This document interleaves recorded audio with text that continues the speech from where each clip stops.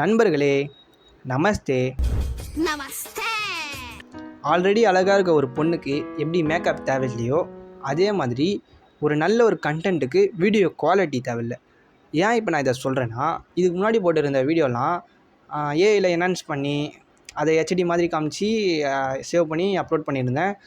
அதுவும் அந்த AI 60 second video கிளிப்புக்குள்ளே இருந்தால் தான் அது வந்து என்ஹான்ஸ் பண்ணோம். வீடியோ எடுத்து 60 செகண்டாக கட் பண்ணி என்ஹான்ஸ் பண்ணி அதை திருப்பியும் அகைன் ஜாயின் பண்ணி பண்ணுறதுக்கு ரொம்ப டைம் எடுக்குது.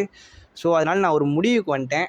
என்ன முடிவுனா, ஏஐ மூலயமா என்ஹான்ஸ் பண்ணுறதை விட்டு நம்ம வந்து எப்படி ஒரு அழகான பொண்ணுக்கு மேக்கப் தேவையில்லையோ அதே மாதிரி ஒரு நல்ல கண்டென்ட்டுக்கு குவாலிட்டி தேவையில்லை.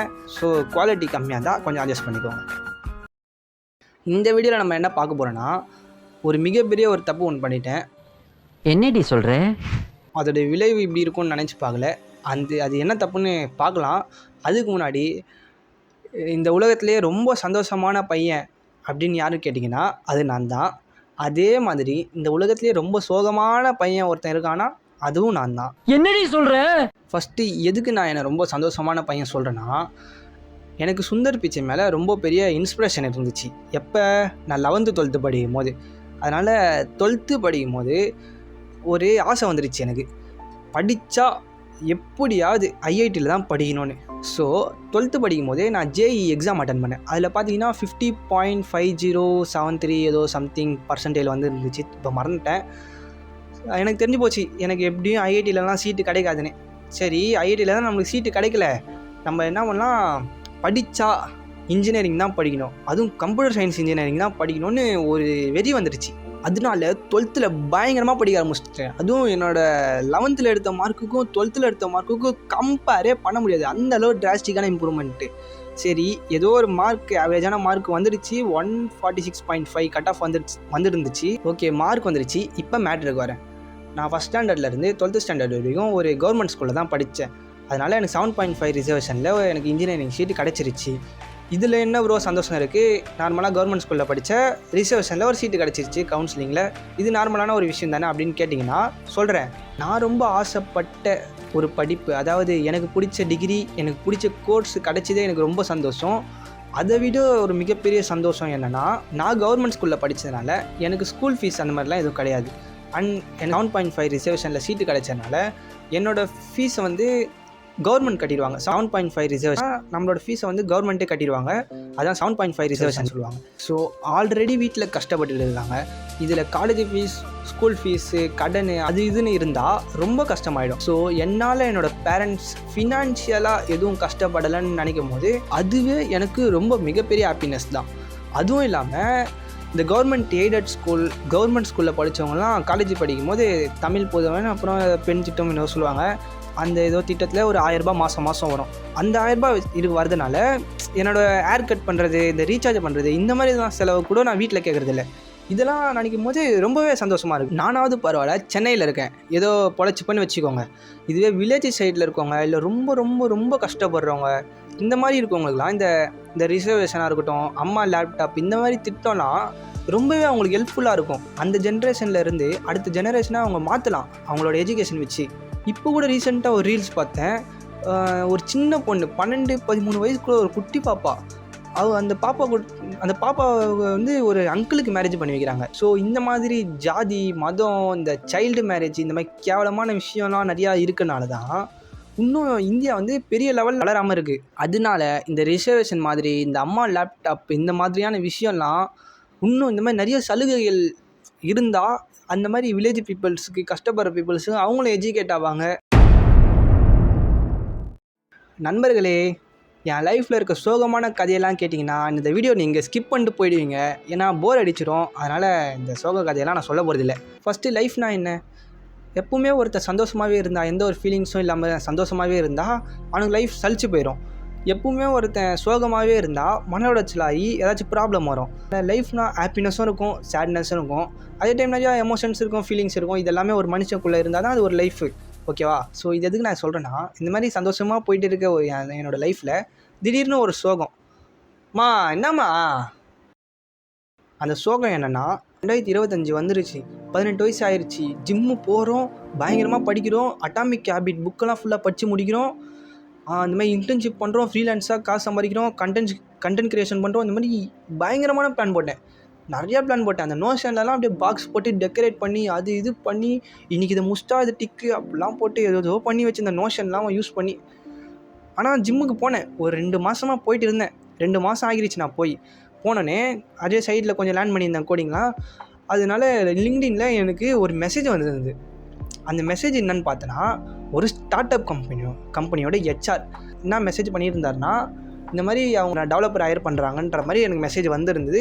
நானும் ரிப்ளை பண்ணி இன்டர்ன்ஷிப்புக்கு எனக்கு ஆஃபர் லெட்டரே வந்துருச்சு. எனக்கு பார்த்தீங்கன்னா காலேஜ் டைமிங் பார்த்தீங்கன்னா காலைல 6 மணிலேருந்து ஈவினிங் காலைல 6 மணிக்கு எழுஞ்சிப்பேன், சாயந்தரம் 6 மணி வீட்டுக்கு வருவேன், வீட்டுக்கு வந்து படுப்பேன்.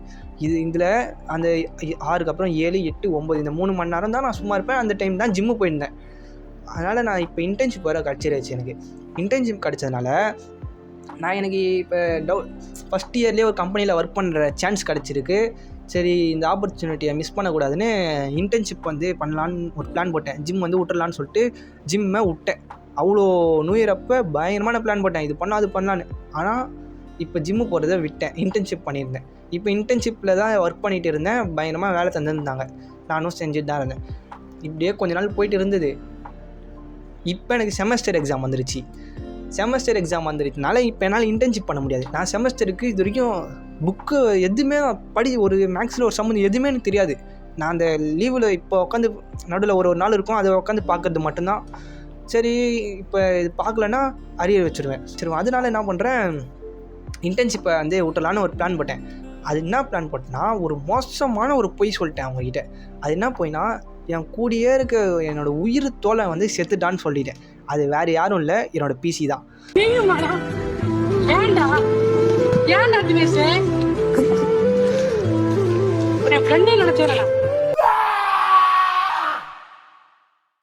அவன் வந்து இந்த மாதிரி என்னோடய பிசி ரிப்பேர் ஆயிடுச்சு, இந்த மாதிரி கொஞ்ச நாளைக்கு என் டைம் தாங்க, இந்த ஒரு 20 டேஸ்க்குள்ளே காசு ரெடி பண்ணி நான் ரிப்பேர் பண்ணிவிட்டு அப்புறம் ஒர்க் பண்ணுறேன் அப்படின்ற மாதிரி சொல்லிட்டேன். ஏன்னா எக்ஸாம் இருக்குது, இந்த மாதிரி நடுவில் கொஞ்சம் கேப் கொடுங்க அடி கேட்டாங்கன்னா என்னை தூக்கிடுவாங்க வேலையை விட்டு. அதனால் இப்படி ஒரு பிளான் போட்டுச்சுங்க. எப்படி என் பிளான்? அப்புறம் இந்த மாதிரி ஃப்ரீலான்சிங்காக வீடியோ எடிட் பண்ணி கொடுத்துருந்தேன். புக்கெலாம் வாங்கி வச்சேன், நான் படிக்கலை. காலேஜுக்கு போயும் நான் எதுவும் படிக்கலை. இந்த மாதிரி நான் ஒரு விஷயத்த கூட சரியாக பண்ணல. ஜிம்மு போகிறதும் விட்டேன், இன்டர்ன்ஷிப்பை நிறுத்தி வச்சுருக்கேன். அப்புறம் இந்த மாதிரி காலேஜ்லேயும் படிக்கலை. ஃப்ரீலான்சிங்காக வீடியோ எடிட் பண்ணுறதும் டைம் கிடையாது. இது என்னோடய வீடியோஸ் போடுறதுனால அது பண்ண முடியல. இந்த மாதிரி நான் ஒரு விஷயத்த கூட ஒழுங்காகவே பண்ணல. அந்த மாதிரி என்ன மாதிரி பல விஷயத்த ஒரே நேரத்தில் பண்ணி வேஸ்ட் ஆகிறதுக்கு ஒரு விஷயம் பண்ணாலும் அது ஒழுங்காக பண்ணுறது நல்லது. நண்பர்களே, எல்லாருக்கும் ஒன்று சொல்லிக்கிறேன். ஃபஸ்ட்டு நான் எதுக்கு இந்த யூடியூப் சேனல் ஸ்டார்ட் பண்ணேன்னா, எனக்கு தெரிஞ்சதெல்லாம் ஒரு வீடியோவாக போடணும், அப்புறம் இந்த மாதிரி ஸ்டேஜ் ஃபியர்லாம் போகணும், அப்புறம் என்னோடய கம்யூனிகேஷனை பில்ட் பண்ணணும், அப்புறம் யூடியூப்லேருந்து காசு வரும். இந்த மாதிரி விஷயத்துக்கெலாம் தான் நான் வந்து யூடியூப் வந்து ஸ்டார்ட் பண்ணேன். வீடியோ எடுத்து எனக்கு தெரிஞ்சதெல்லாம் ஒரு வீடியோவாக போடலான்னு ஸ்டார்ட் பண்ண விஷயம் தான் இந்த யூடியூப் சேனல். அதனால இந்த சேனலில் இந்த கண்டென்ட் தான் வரும், இந்த கண்டென்ட் தான் வரும்னு நீங்களாக டிசைட் பண்ணிக்காதீங்க. இந்த எனக்கு தெரிஞ்சதை எல்லாத்தையுமே நான் வீடியோவாக போடுவேன்.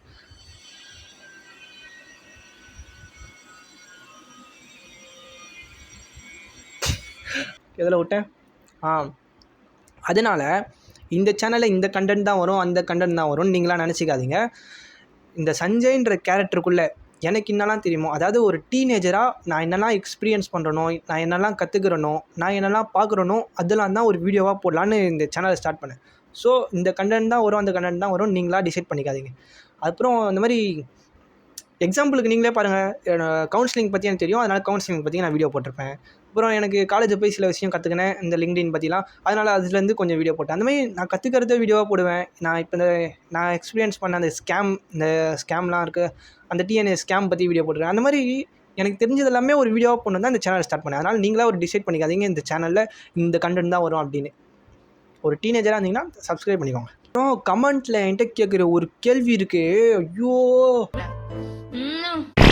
அந்த கேள்வியை தயவு செஞ்சு எனக்கு கேட்காதீங்க.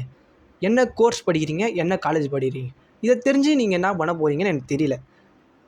ஒரு வீடியோ போட்டால் அதில் 10 கமெண்ட் இப்படி தான் இருக்குது. நான் என்ன பண்ணுறது?